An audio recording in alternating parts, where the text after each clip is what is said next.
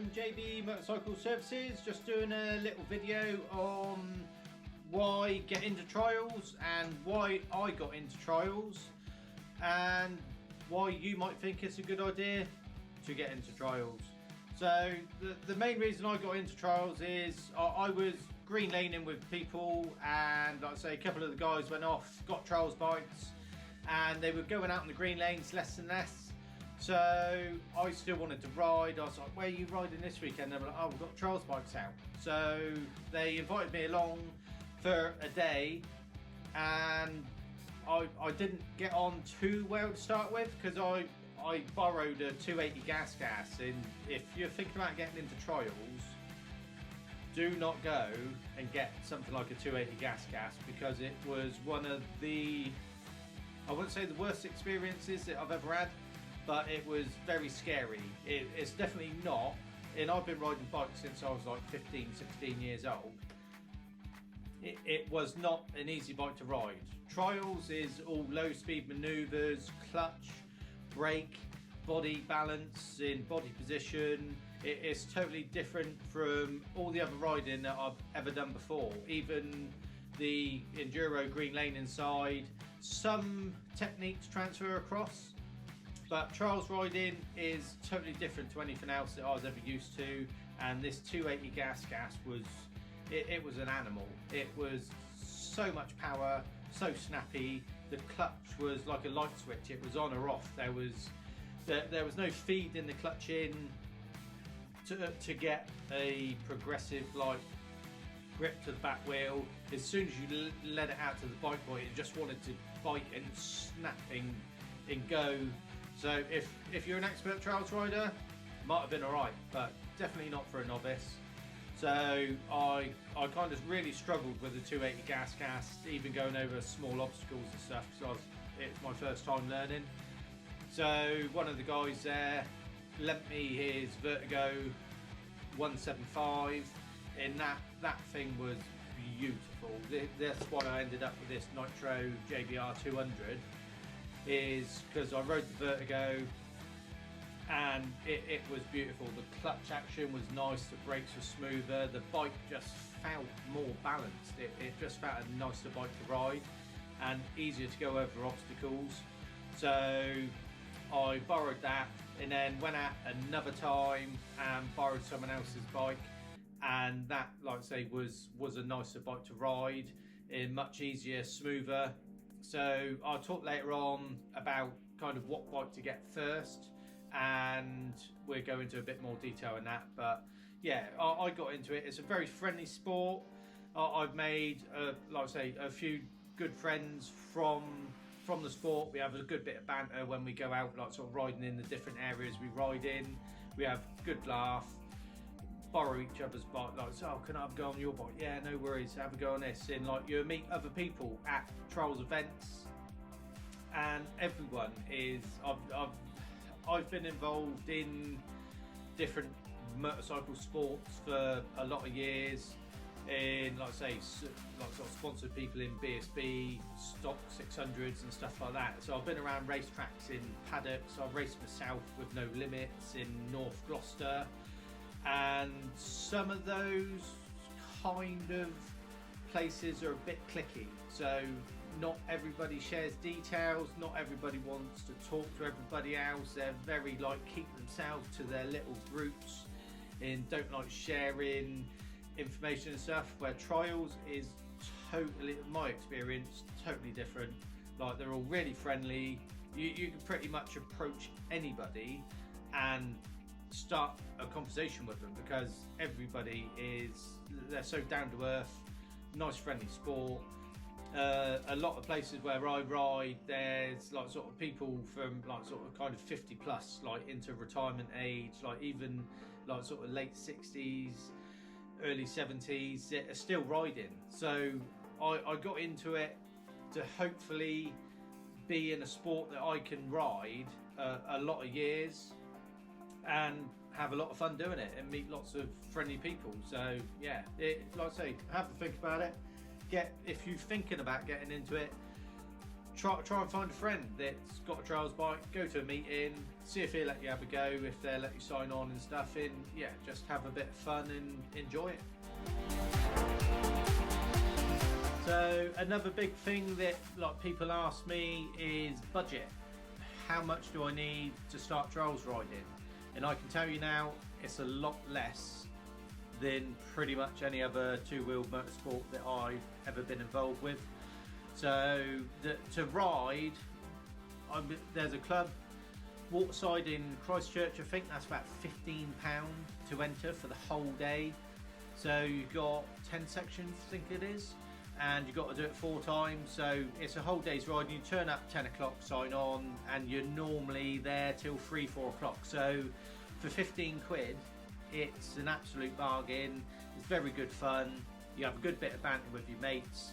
And as long as you have no bike troubles and you don't come off and hurt yourself too much, you'll have a massively fun day, and it doesn't hardly cost anything. Track days, I do a few, only done one this year just because of work commitments and stuff and going out on the trials bike a lot.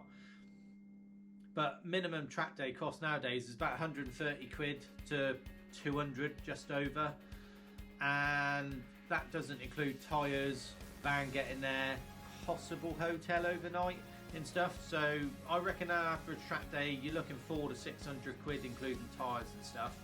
So it's quite expensive, where most of the trials I do are fairly local. So I've got Corfmullen, which is 20 minutes ish, like 20-25 minutes, and that's like about £20 I think to enter.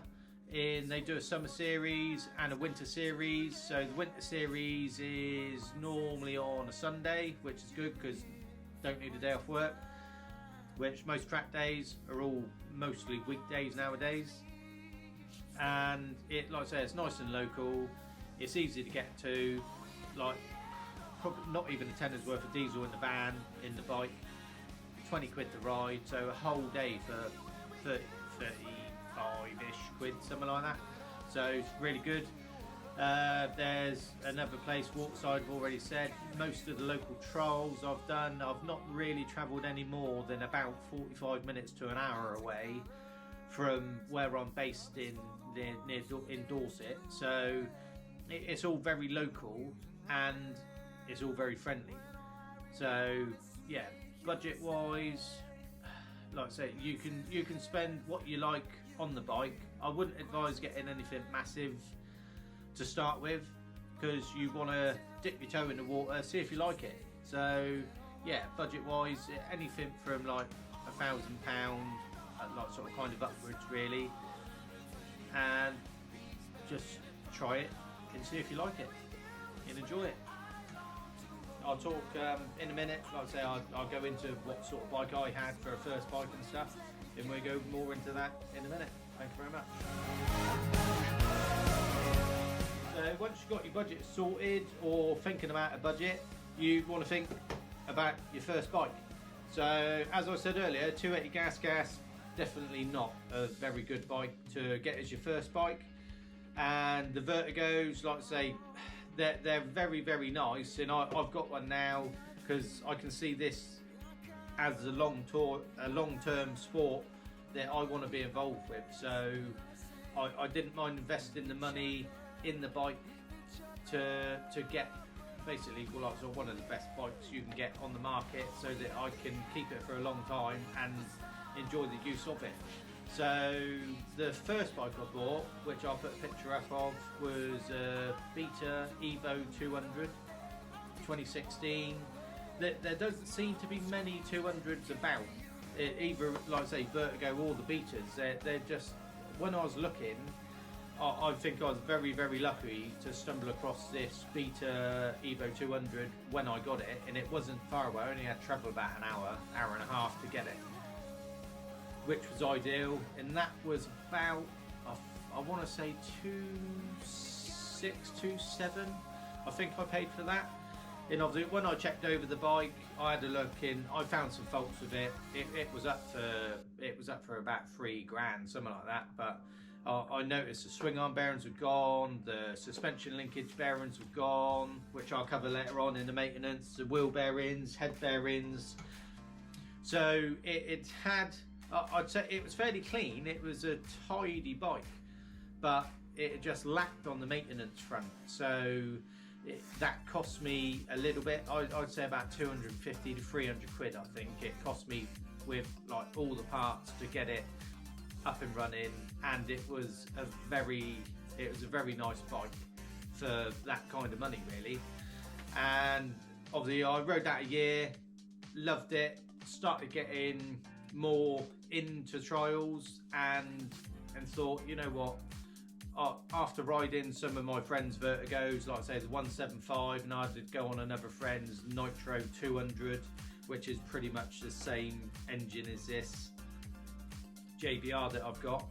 And once I started riding that kind of bike, it felt so much easier to ride. And I knew this after a year of riding and going out quite a lot at the weekends with my other mates, in, like I say, other friends at different places. I decided that it was a long-term sport that I wanna try and get involved in enjoy riding. So I thought I'd invest in this Vertigo JBR 200 from Southwest Trials. So thank you, Matt, for sorting me out a nice deal. And it is absolutely stunning bike. As soon as I got on it, I felt more at home on it. The bike just feels better balanced. The foot pegs feel slightly further back on the Beta, and on the Beta I really struggled to like static balance, so stand there literally on the bars, literally stand there still. I know this is on a front rack, but on the Beta I could not, I was really struggling to static balance. I just think because it just didn't feel quite as balanced. The weight in the Vertigo with a fuel tank lower is the weight just seems lower down. The back foot pegs are further back, so it just feels like you're more in control when you're sat on the bike. And now I can static balance fairly well. I don't think I would have done that on the Beta as early, because this bike just feels like it's just in a different league, really. So I did a lot of research on them, on the Vertigos, and like I say, I rode several before. It made my mind up that I wanted to invest like sort of in this, which I'm going to have for a lot of years, and look after it and maintain it, which I'll go into later on. So yeah, I would say you don't really need anything bigger than a 200 to start with.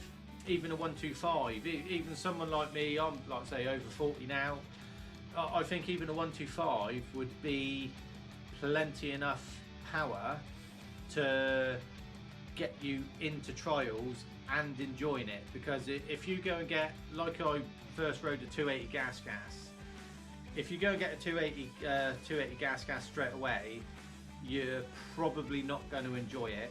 You're not going to be able to progress your skills in a certain manner from like sort of building up from the ground upwards if you're starting from scratch, because the 280 gas was just uncontrollable.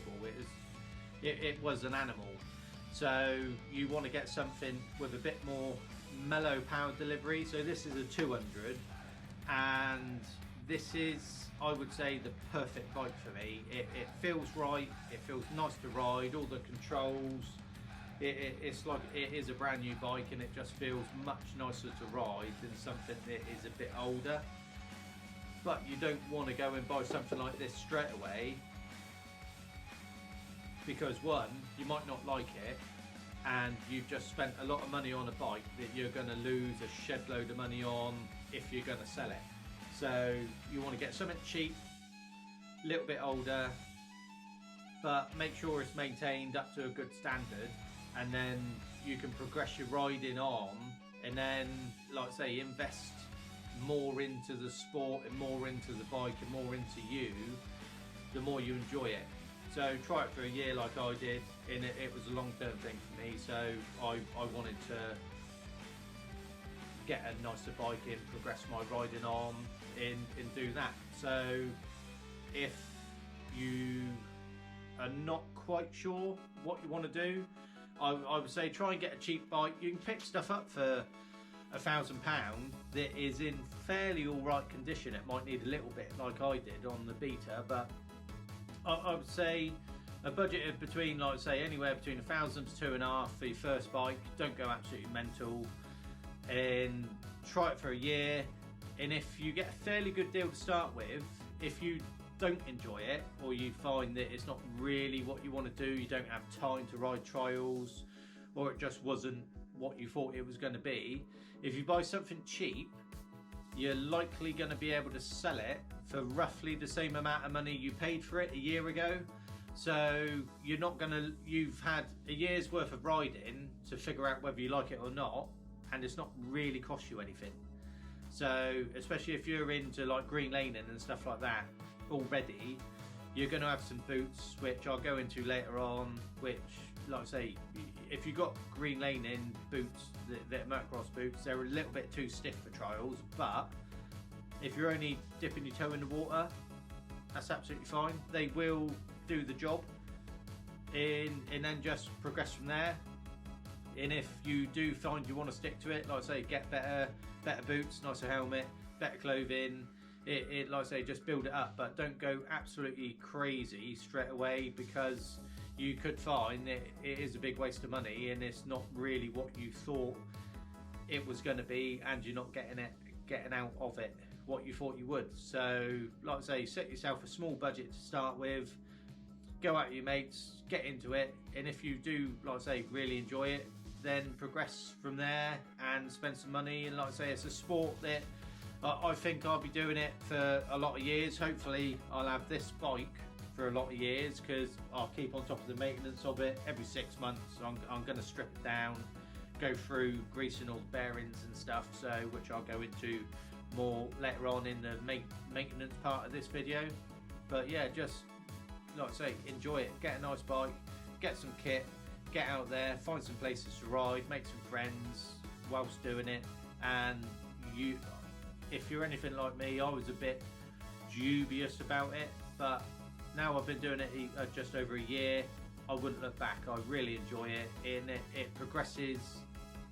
You're riding on to, if you're doing green laning in enduro, which a lot of people do trials in the winter to keep bike fit, and some of the techniques and stuff will transfer across to your enduro green laning riding, and you will notice, I've noticed the difference when I go out green laning now, that I feel a lot more in control of the bike, because I've been doing all the low speed manoeuvring and starting to go over obstacles on this, that the transition of skills has definitely transferred across and made my green laning not necessarily more enjoyable, but I've noticed my riding on the green lanes and my balance has got much better.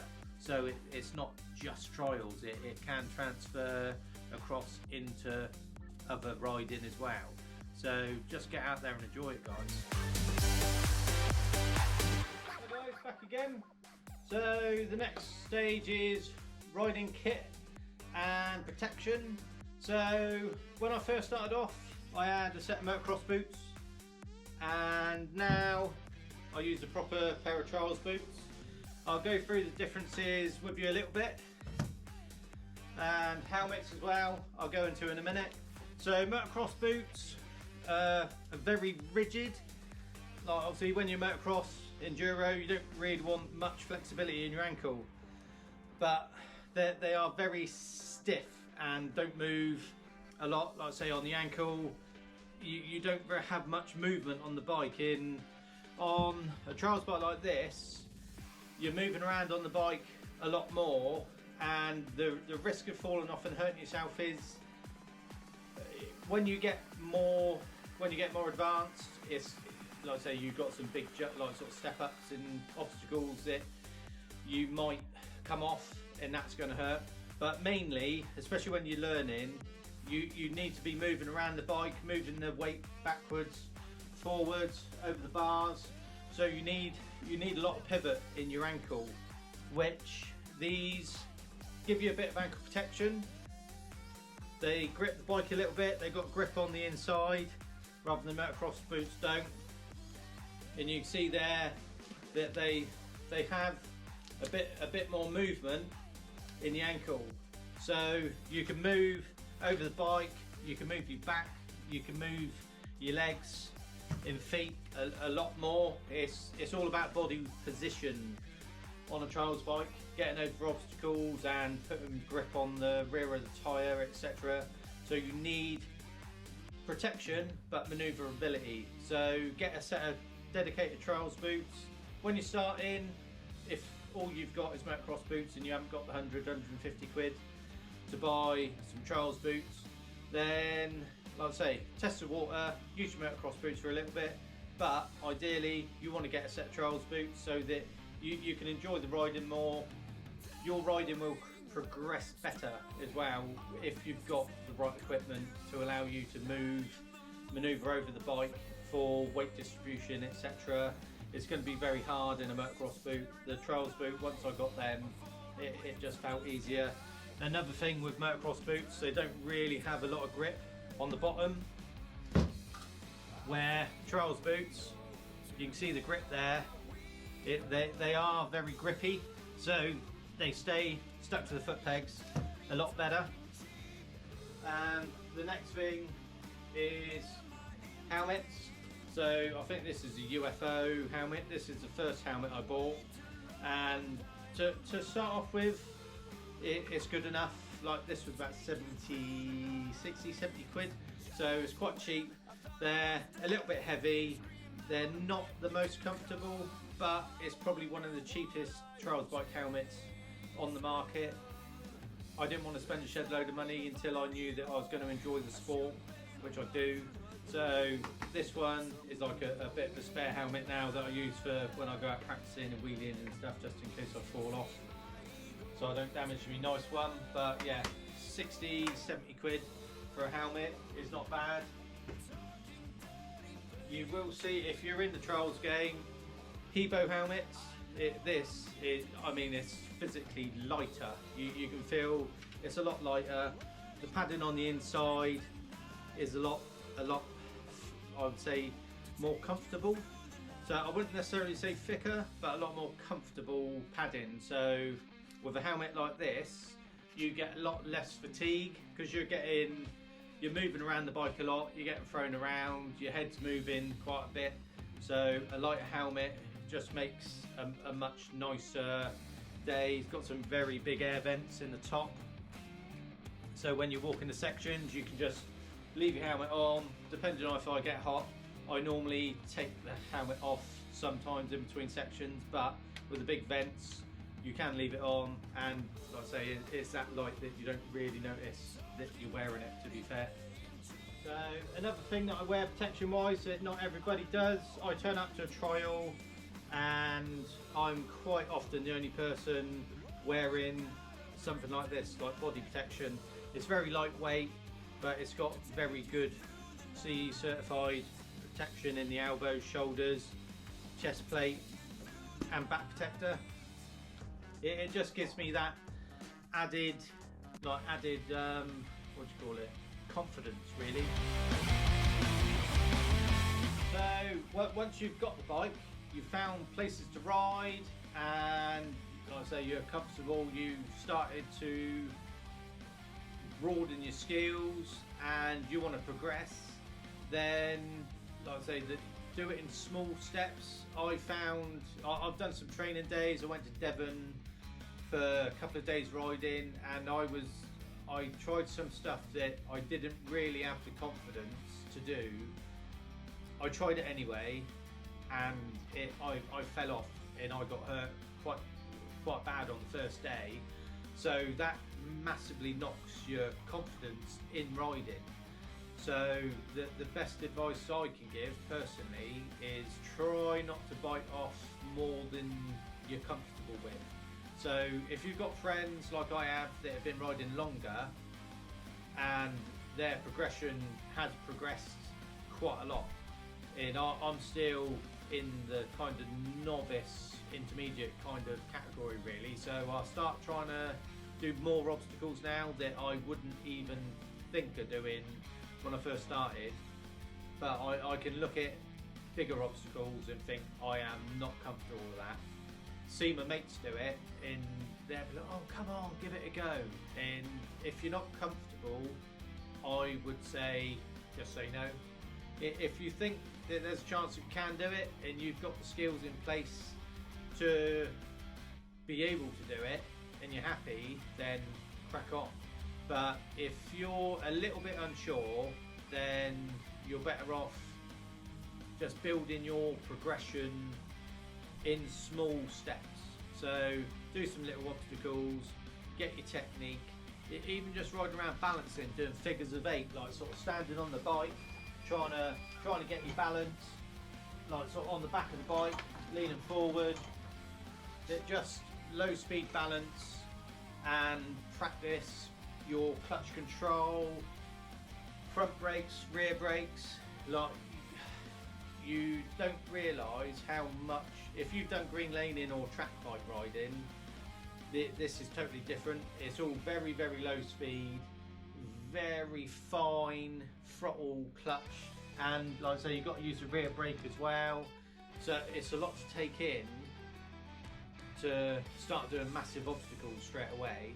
So try and hone your skills and progress slightly, and then like I say, once you start getting the confidence and you try a log dit's a couple of foot tall, get technique honed on that. This is what I've learned as well personally, that I don't like to try stuff too far out of my comfort zone. One, I don't want to hurt myself and be off work, and two, if it does go wrong, you're probably either going to hurt yourself, damage the bike, and look a bit of an idiot. So, like I say, just do what you're comfortable with. Start on smaller stuff. Get your like sort of movement on the bike sorted. So you've got your clutch, your throttle, your brake, and your body position. All your techniques for getting over little obstacles. It will carry over to the bigger obstacles. You've just got to do them with a bit more confidence and sometimes a little bit quicker, or the kind of action of the clutch, brake, balance point, body position changes a lot quicker. So get your skills honed on little stuff and then just move up progressively. And then, like I said, I've been riding a year. I'm getting a lot, since I've got this bike, it feels a lot better balanced. I feel more confident on it than I did the Beta, so my riding is getting a lot better, more confident. I'm trying bigger obstacles now, so this is the time where I'm going to start progressing my riding personally, but I'm doing it at a level that I'm happy with. So I'm not getting talked into stuff now. I just say flat out no, I don't want to try it if I think there's going to be a chance that I'm not going to make it. So just little steps. Confidence is the biggest thing. Like I say, get your techniques right, which is what I'm working on still now. And once you've got those techniques and you progress up to bigger stuff, then you can do bigger obstacles and, like I say, more tricky stuff. Once you start learning to hop the bike front and back, which I can't do yet. So once you get those skills honed, you'll be amazed. Within the last 2-3 months, I've surprised myself at how much I've come on in my riding style and technique and stuff, with a lot of help from my friends that have been giving me advice saying you need to do this, you need to do that, get your technique sorted. And now I'm starting to take it all in and soak it up. My riding has come on like sort of massively in the last couple of months, so just be confident. Perfect summer is over in a flash in your eyes. So one of the last things in this little video that I'm going to do, I hope I haven't bored you too much. Let's get these out of the way. So one of the other things, if a lot of trials riders do themselves, is maintenance. and like I say, you need to keep on top of it to keep your bike tip top. I think if you remember earlier, I said the Beta that I picked up, like I say, that wasn't the best looked after bike when I got it. I hope when I sold it, it was in a lot better service state. Like I say, I replaced the head bearings, we had a look at the cleaning the brakes, did an oil change, got the clutch sorted, did swing arm bearings, linkage bearings, wheel bearings, which is all fairly easy stuff. I mean, the engines, like I said earlier, they don't really get a massively hard life in 2 strokes. Just need to make sure you mix the oil and the petrol properly. Put a plug in it every now and then. If it starts missing, keep an eye on your gearbox oil. This one's got a sight glass. As I was saying, obviously keep an eye on your tyres, sidewalls and stuff. If you let the pressures run low, these tyres last a long time on these bikes. They like I say, don't generally wear out very much, but keep an eye on the tyre pressures, and obviously chain adjustment. You want to keep your chain in good condition, so adjust it, lube it when it needs doing. I would say after every ride, really, and definitely after you clean it, get all the water off out of it, and then re-oil it. And like I say, the longer the more attention that you take looking after your bike, the longer it's going to last before it costs you a lot of money. So it's like I say, just generally look after your bike. Like I say, oil changes are easy. Most of the maintenance procedures are quite easy on a little bike like this. It just does help prolong the life of the bike, and also the enjoyment of you riding it. If it's all up together and kept in tip-top condition, it's going to be riding the best it can, and that will automatically help your ability in riding. Because if you start letting the maintenance slip, the suspension's not going to work as nice, the brakes aren't going to work as nice, the clutch isn't going to work as nice. So all that is, and trust me, with the Beta I had a few issues with that, and once I sorted all the issues, my riding come on a lot more, because the bike was doing what it should be. It wasn't being grabby on the clutch, the brakes were actually working when you were trying to brake and stuff like that, and the suspension was working as it should, because it was all nice, clean, fresh and greased up. So it will make your riding more enjoyable as well the longer you look after it. So yeah, thank you very much guys for watching. Please like and subscribe to the channel. Like I said, I've got a whole I'm starting to do a few more different videos and just dyno stuff to put a bit of variation in my videos and make them more interesting for customers and viewers, and just give you better content to give you something to watch in, hopefully learn a little bit about motorcycle maintenance. And like I say, like this video is learning about, do you want to get into trials, is it worth it, what can I get out of it, how much does it cost, and is it enjoyable? And I would say absolutely. It's probably, other than the green laning that I started probably 3 years ago now, it is one of the most enjoyable two-wheel sports that I've ever done. And I've been into bikes pretty much from like sort of a teenager really, and I just want to bring that content to you and make it an enjoyable thing to watch, and hopefully you guys can learn a bit too. So thanks very much. Please like, subscribe to the channel, share away, and help the channel grow so I can bring you better content. Thank you very much.